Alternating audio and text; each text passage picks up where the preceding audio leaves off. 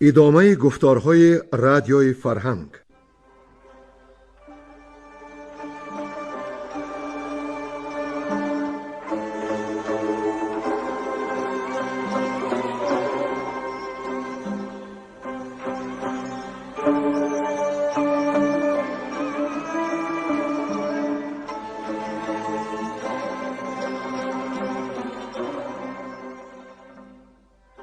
بسا رنج بردم در این سال سی، عجم زنده کردم بدین پارسی. بسا رنج بردم در این سال سی، عجم زنده کردم بدین پارسی.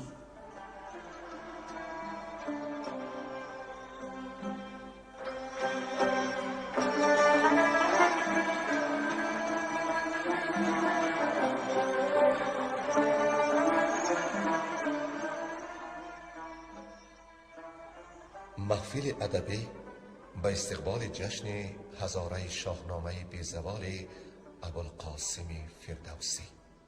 صدر محفل لایق شیرعلی.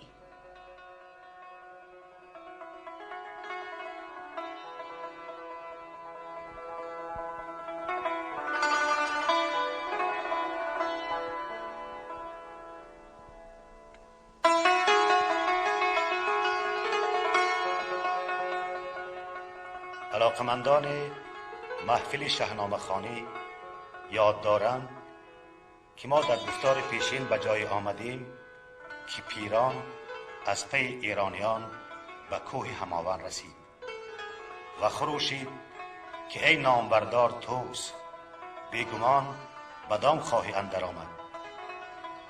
طوس نیز پاسخ داد که تخم کین از بحر سیاوش تو کاشتی، اکنون که آمدی کار مردان ببین. و چون پاسی از شب گذشت، ایرانیان شبیخون کردند و تا چاک روز رزمیدند. چون کیخسرو از کار سپاه، از نگونگشتن اختر طوس آگاه شد، دلش یکباره زیر و زبر گردید و بفرمود تا رستم پیلتن به امداد ایرانیان برسد. چون سری نامداران پیش رستم این خواهش کیخسرو را باز گفت، رستم زمین بوسید و فرمان پذیرفت و فریبرز را فرمود تا پگاه سپاه را بیاراید. فریبرز به یلی تاجبخش آرزوی نهانی خود را گفت که برادر سیاوش است و زنی که از سیاوش مانده است زیبنده اوست. رستم این آرزوی فریبرز را به شاه خسرو باز گفت. شهریار با رستم هر دو نزد مادر رفتند. کیخسرو مادرش فرنگیس را گفت که رای رستم این است که تو جفتی فریبرز باشی. مادر چون این سخن شنید، نهانی به تب و خشم آمد، اما دانست که خواهنده رستم است، از رایش سر نپیچید. سپس موبدان با آیین و کیش خطی نوشتند و فریبرز داماد گشت. 3 روز اندر این کار گذشت. در روز 4 رستم با دلاوران به سوی دشت راه گرفت. فریبرز با لشکری پیش پیش رستم می رفت. و اینک دوام داستان را بشنوید. گویندگان گلنسا زمانی، کمینه، ساربان و بیرنگ کهدامنی. دیدن طوس سیاوش را به خواب.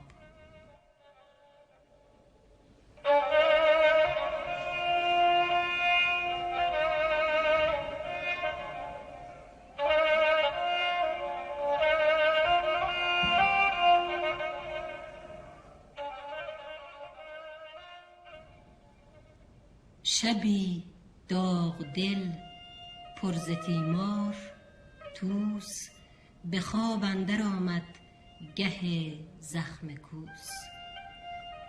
چنان دید روشن روانش به خواب، که رخشنده شمعی برآمد ز آب. بر شمع رخشان یکی تخت عاج سیاوش بر آن تخت با فر و تاج. لبان پر ز خنده زبان چربگوی، سوی طوس کردی چو خورشید روی. که ایرانیان را همی در بدار، که پیروز گردی تو در کارزار.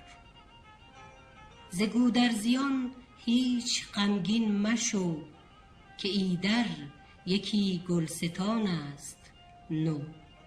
به زیر گل اندر همی می خوریم، ندانیم که این باده تا کی خوریم.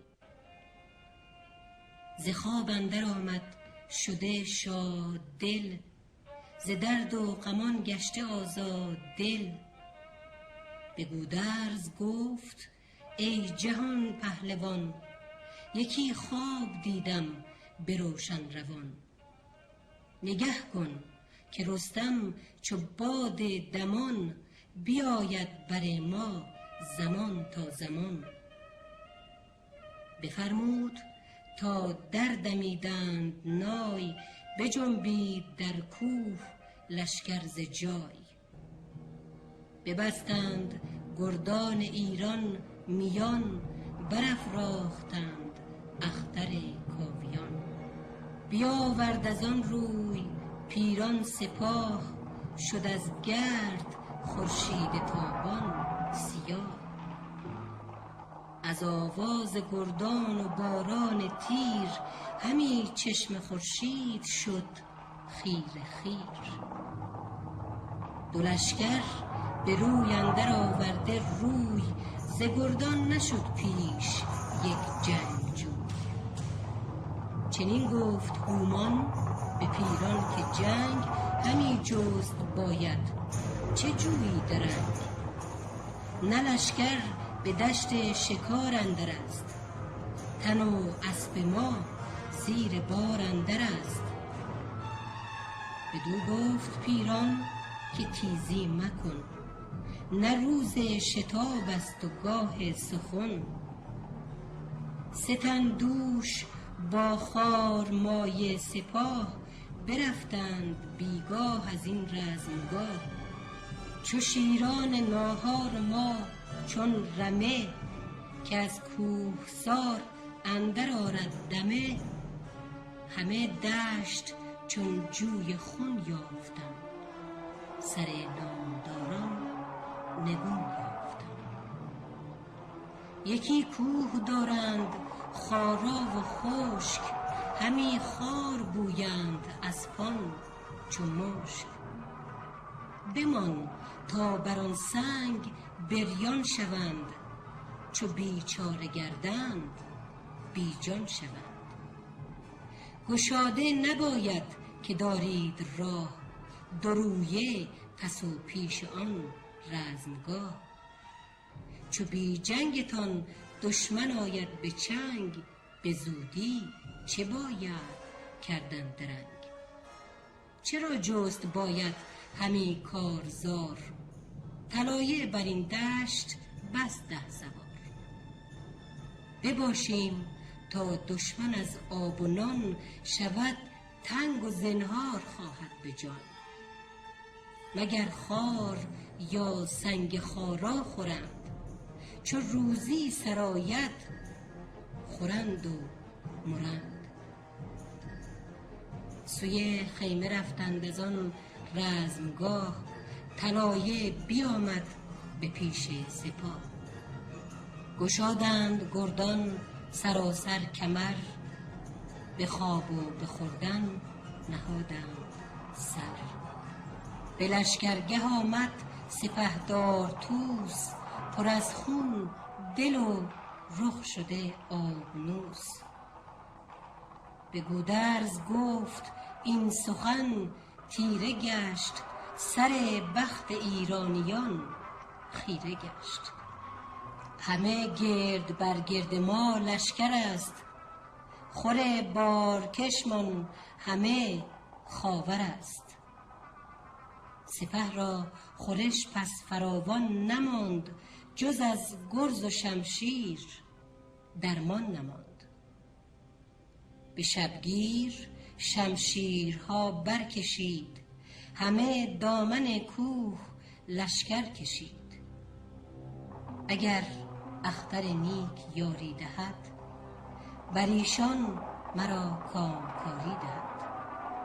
وریدون کجا داور آسمان، به شمشیر بر ما سر آرد زمان. ز بخش جهان آفرین بیش و کم، نباشد مپیمای بر خیره دم. همان مرگ خوشتر به نام بلند، از این زیستن با هراس و گزند. بر این برنهادند یک سر سخن، که سالار نیک اختر افکند بن.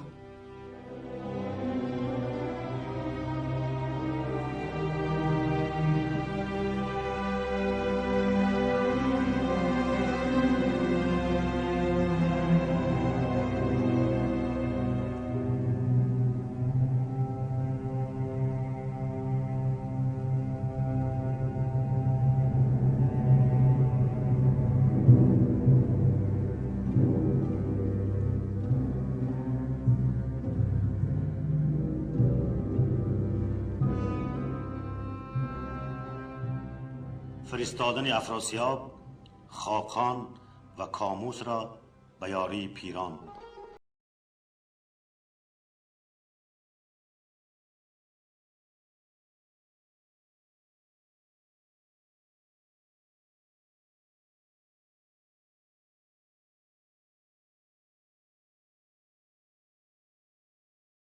چو خورشید برزد ز خرچنگ چنگ، بدرید پیراهن مشک رنگ.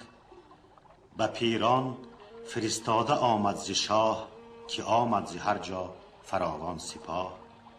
سپاهی که دریای چین را ز گرد، کند چون بیابان بر روز نبرد.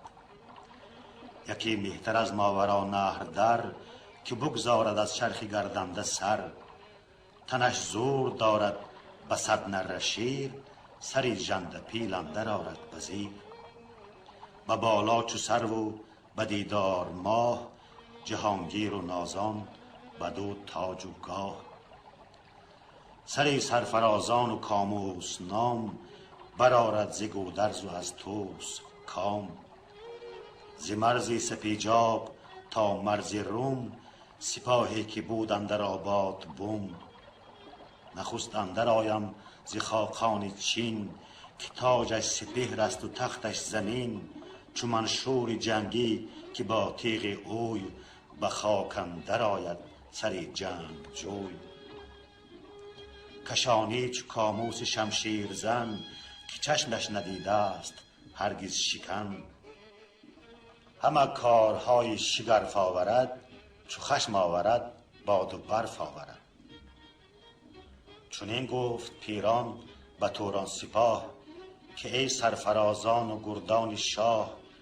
بدین مژده شاه پیر و جوان، همه شاد باشید و روشن روان. بباید کنون دل ز تیمار شست، به ایران نمانم بر و بوم و رست. شه از درد و از رنج کین خواستن، برآسود و از لشکر آراستن. به ایران و توران و بر خشک و آب، نبینید جز کام افراسیاب. ز لشکر بری پهلوان پیش رو، به مژده بیامد همی نو به نو.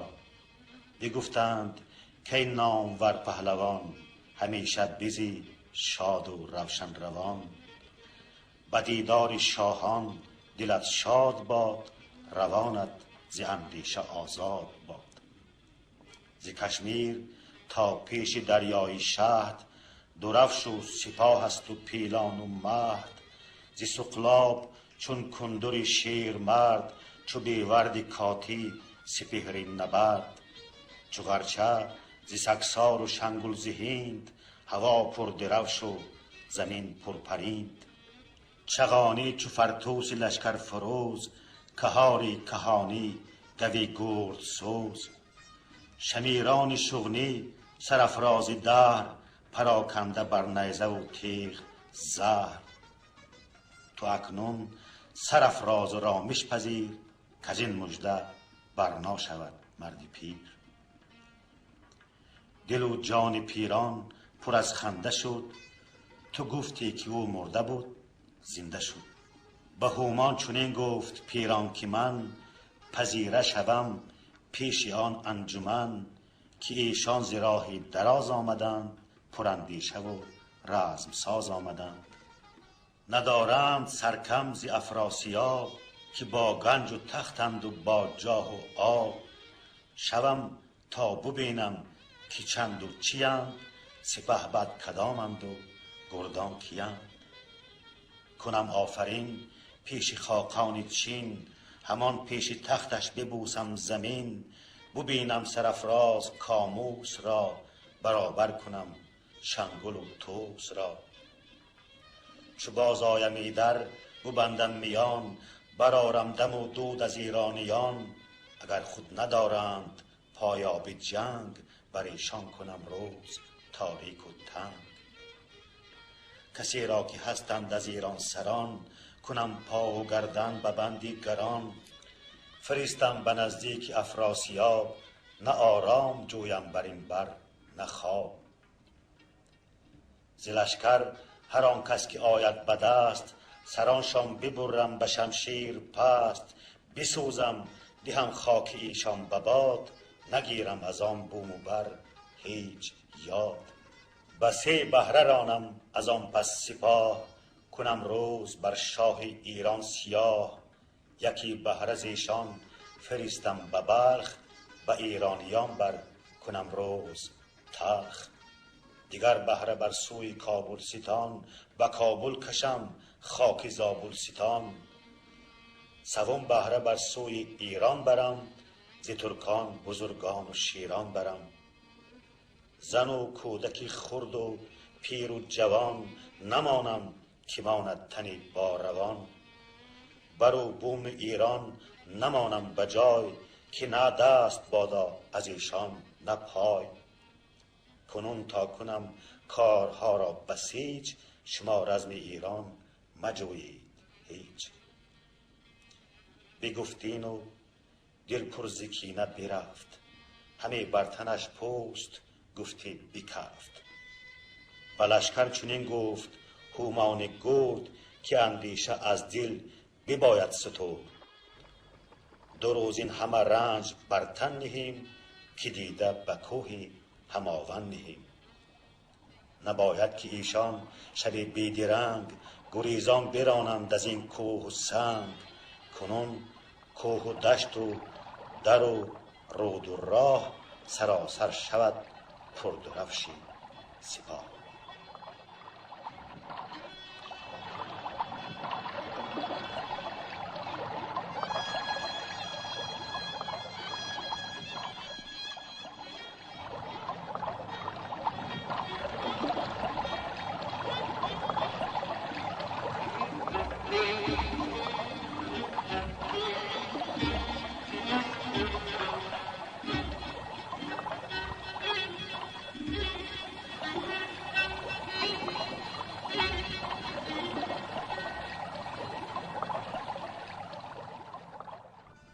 آمدن خاقان چین و هماون.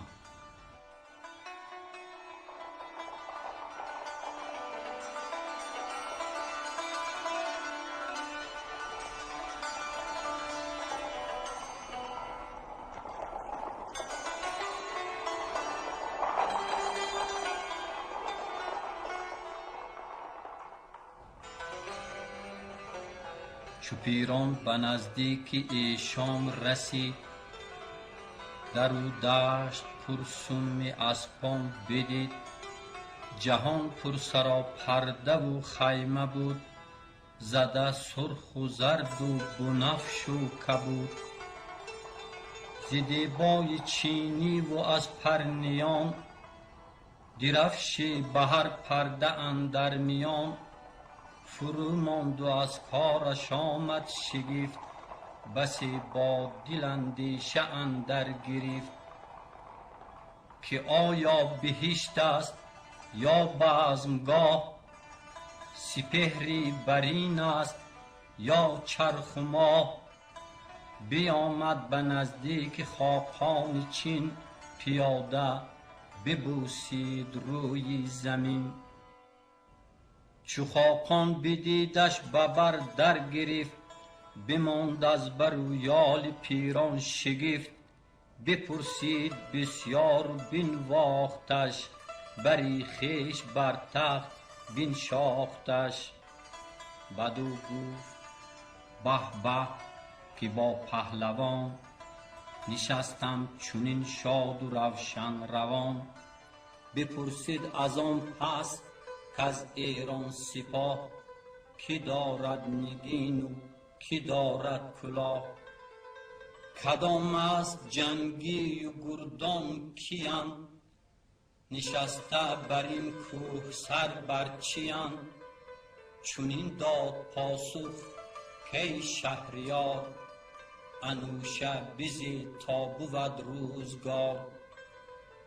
درود جهان آفرین بر تو باد، که کردی به پرسش دل بنده شاد. به بختی تو شادانم و تندرست، روانم همه خاک پای تو جوست. کز ایرانیان آنچه پرسید شاه، نه مهر و کلاه است و نه تختگاه. به اندازه پیکار جستند و جنگ، ندیدند در آن کار جز خار و سنگ.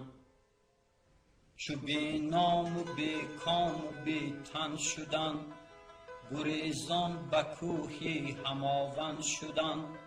سپهدار طوس است مردی دلیر، به هامون نترسد ز پیکار شیر. بزرگان چو گودرزی کشوادگان، چو گیو و چو حام آزادگان. به بخت سرافراز خاقان چین، سپه را نبیند سپهبد جز این. به هامون نیایند هنگام صف، ندارند جز سنگ خارا به کف. بدو گفت خاقان که نزدیک من، بباش و بیاور یکی انجمن. یکیم روز با کام دل می خوریم، پی روز ناآمده نشمریم. بیاراست خیمه چو باغ بهار، بهشت است گفتی برنگ و نگار.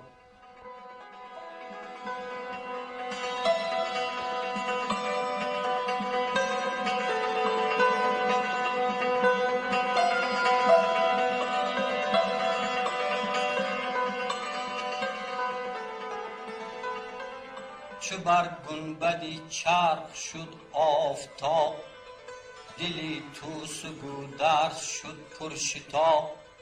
که امروز ترکان چرا خاموشند، برای درون یا زمی بیهوشند. اگر مستمندند اگر شادمان، شدم در گمان از بدی بدگمان. اگرشان به پیکار یار آمده است، چنان دان که بد روزگار آمده است. تو ایران سپه را همی کشته گیر، وگر زنده از رزم برگشته گیر. مگر رستم آید بدین رزمگاه، وگر نه بد آید به ما زین سپاه. ستودان نیابیم یک سر نگور، بکوبند سرمان به نعل ستور. بدو گفت گیو ای سپهدار شاه، چه بودت که اندیشه کردی تباه. کز اندیشه بد سخن دیگر است، تو را کردگار جهان یاور است.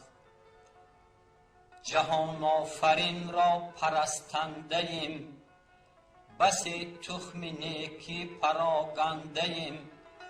و دیگر به بخت جهاندار شاه، خداوند شمشیر و تخت و کلاه. ندارد جهان آفرین دست باز، که آید به بدخواه ما را نیاز. چو رستم بیاید بر این رزمگاه، سرآید بدیها همه بر سپاه. نباشد ز یزدان کسی ناامید، اگر شب شود روی روزی سفید. به یک روز کز ما نجستند جنگ، مکن دل ز اندیشه بر خیرتن. نبستند بر ما دری آسمان، مشو بدگمان از بدی بدگمان. وگر بخششی کردگاری بلند، چنان است کاید به ما برگزند. بپرهیز از اندیشه نابکار، ز ما بر نگردد بدی روزگار. یکی کنده سازیم پیشی سپاه، چنان چون بود رسم و آیین و راه. همه تیغ ها جنگ را برکشیم، به جنگ اندر آییم و دشمن کشیم. ببینیم تا چیست آغازشان، برهنه شود بیگمان رازشان. از ایران بیاید همه آگهی، درخشان شود شاخ سروی سهی.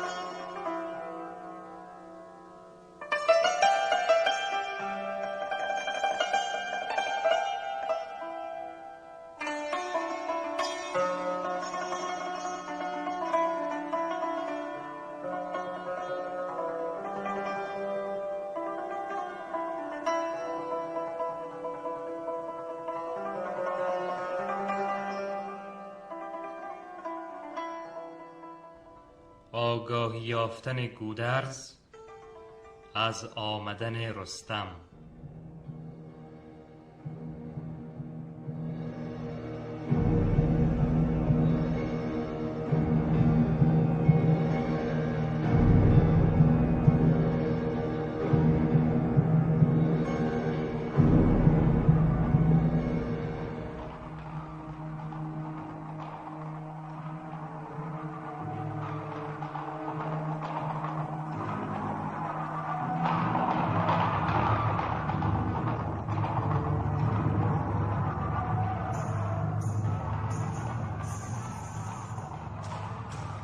سپهدار گودرز بر تیغ کوه، برآمد برفت از میان گروه.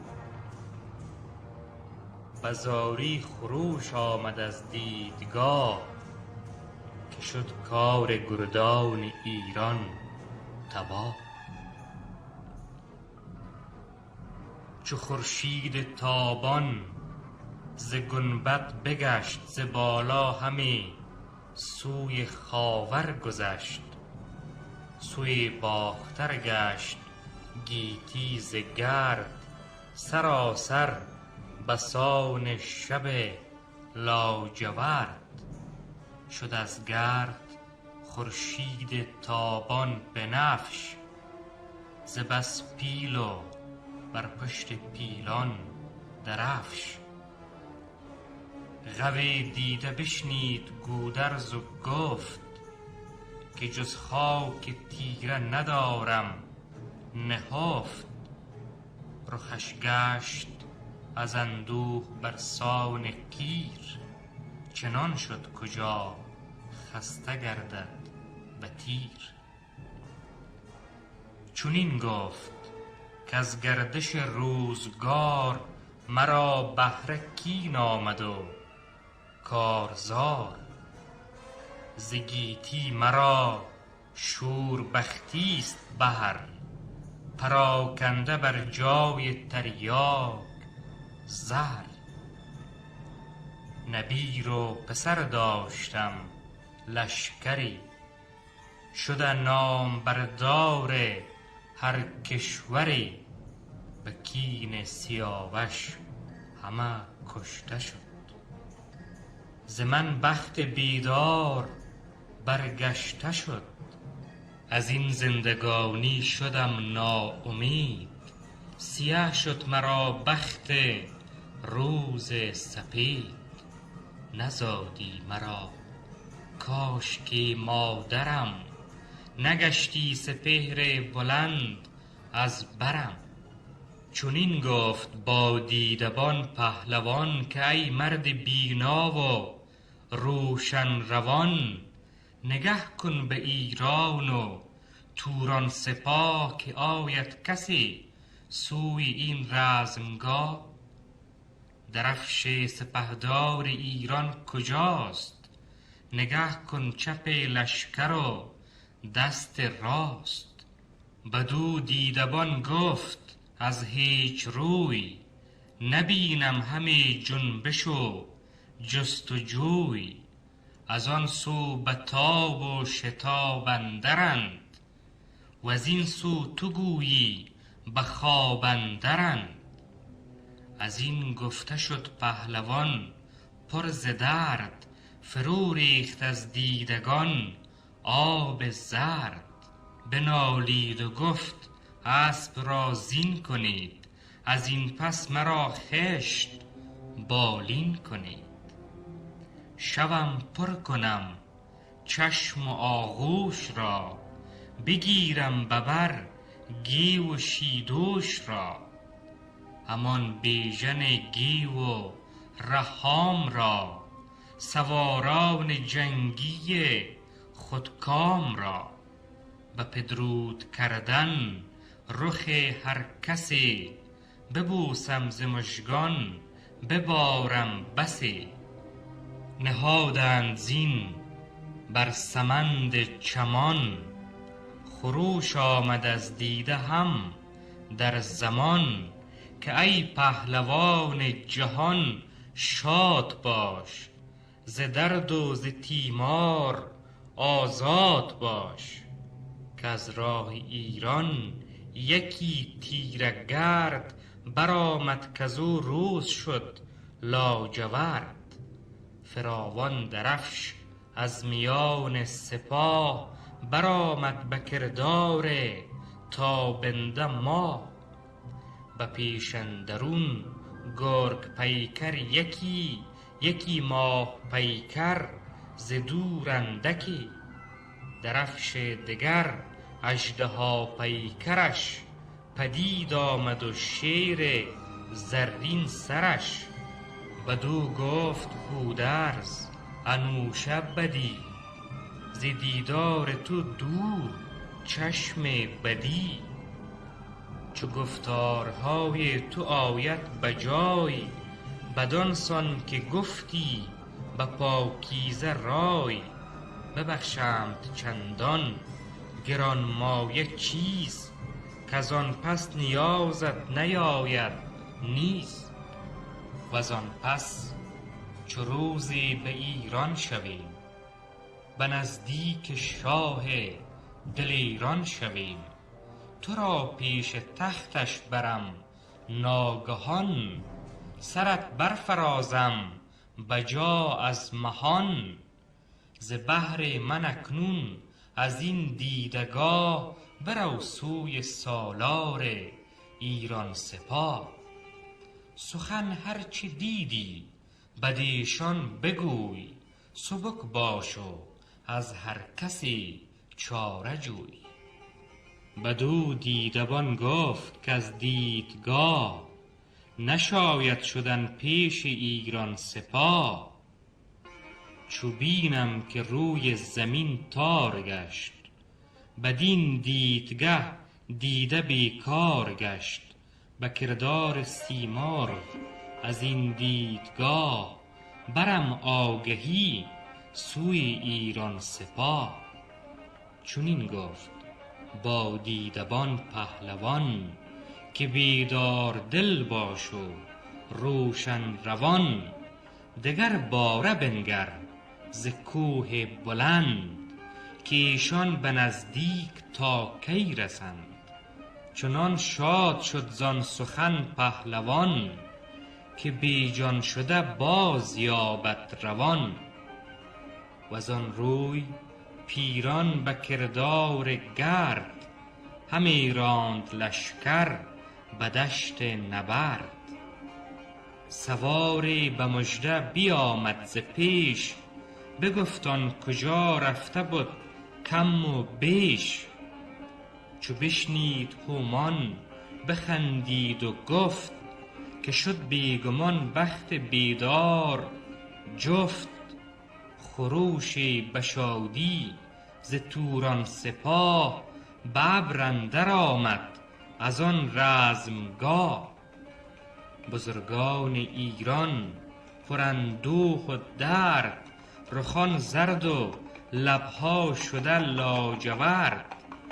به اندرز کردن همه هم گروه، پراگنده گشتند بر گرد کوه. به هر جای کرده یکی انجمن، همه مویه کردند بر خویشتن.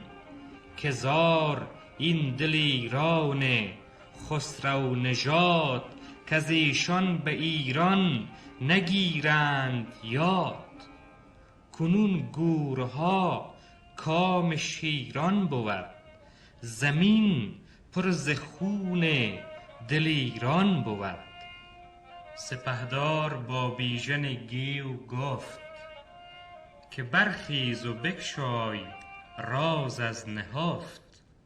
برو تا سر تیغ کوه بلند، ببین تا که اند و چه و چون و چند. همی بر کدامین رهایت سپاه، که دارد سراپرده و تختگاه. بشد بیژن گیو تا تیغ کوه، برآمد ز انبوه دور از گروه.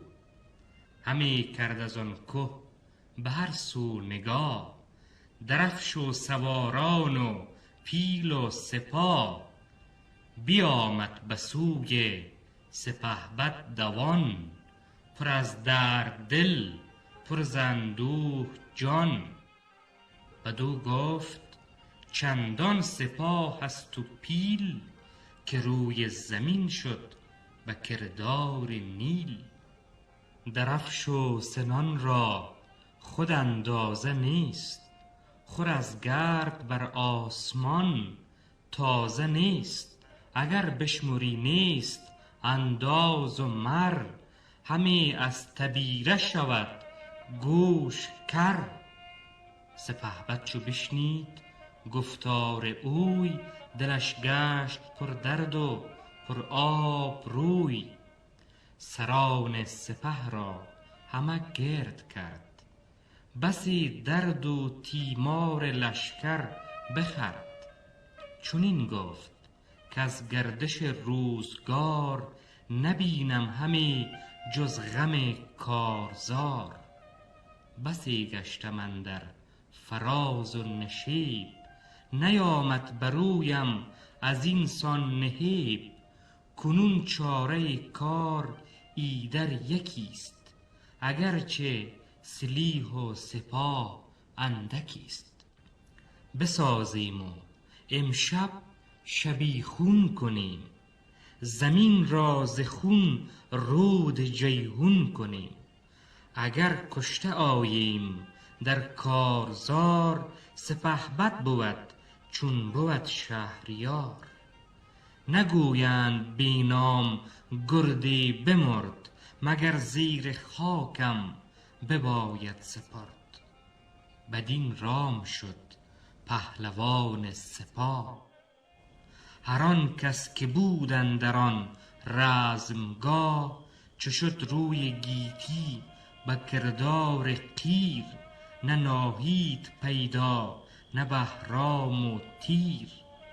سر از برج ماهی برآورد ماه، بدرید تا ناف شعر سیاه. بیامد دمان دیدبان پیش طوس، دوان گشته و روی چون سندروس. چنین گفت کای پهلوان سپاه، از ایران سپاه آمد از نزد شاه. بدیدم یکی پیکر خوب رنگ، میانشان یکی اژدها تیزچنگ. سپهبد بخندید با مهتران، که ای نامداران و کنداوران. چو بر بندگان کار گردد دراز، خداوند گیتی گشایدش باز. چو یار آمد اکنون نجوییم جنگ، گهی با شتابیم و گه با درنگ. به نیروی یزدان گو پیلتن، به یاری بیاید بدین انجمن. ز ترکان برآید همه کام ما، برآید به خورشید بر نام ما. ز کار شبیخون نکردند یاد، سپاه و سپهبد همه گشت شاد. از آن دیدبان گشت روشن روان، همه مژده دادند پیر و جوان. طلایه فرستاد بر دشت جنگ، خروش آمد از کوه و آوای زنگ. همه شب به یاد جهان پهلوان، همه شاد گشتند و روشن روان.